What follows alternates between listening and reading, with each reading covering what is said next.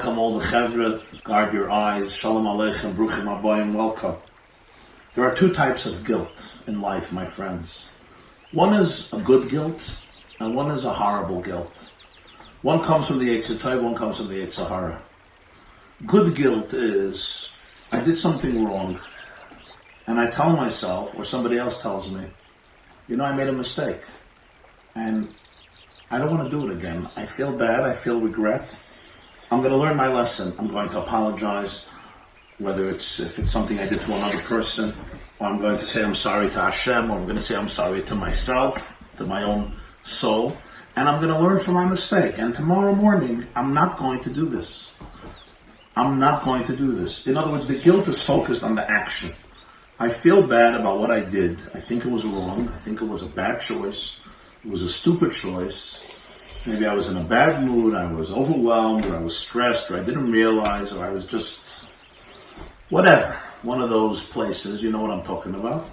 And I did a wrong thing, and I feel bad about it, and I'm focusing on the action. That guilt is productive, but there's another type of guilt that you have to get rid of. And that's the guilt that focuses not on your actions, it focuses on you. It's the guilt, it's the voice that comes into your head and doesn't say what you did was wrong. It says, you are a mistake. You didn't make a mistake.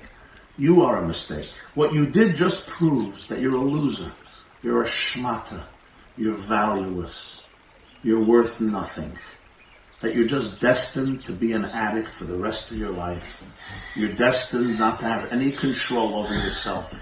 It's a guilt that translates not just into an action that needs to be repaired, but into a person who is just so bad and so evil.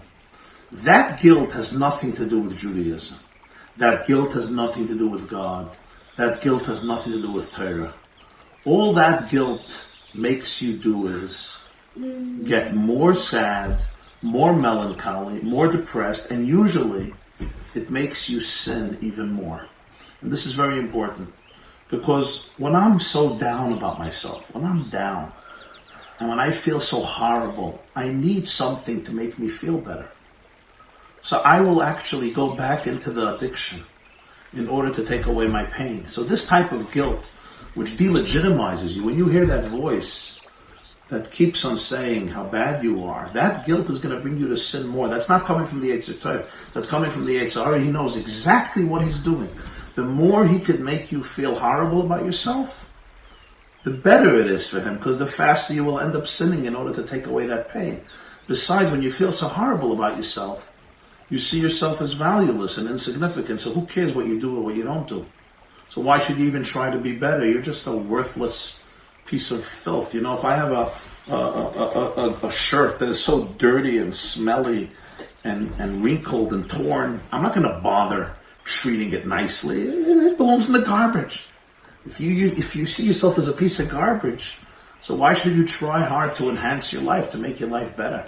So the Yetzer Hara uses this type of guilt as a tool to get you into the trap of falling more and falling more and falling more. Stay away from it. People have an expression, Jewish guilt. Well, Jewish guilt is sometimes the most un-Jewish thing in the world.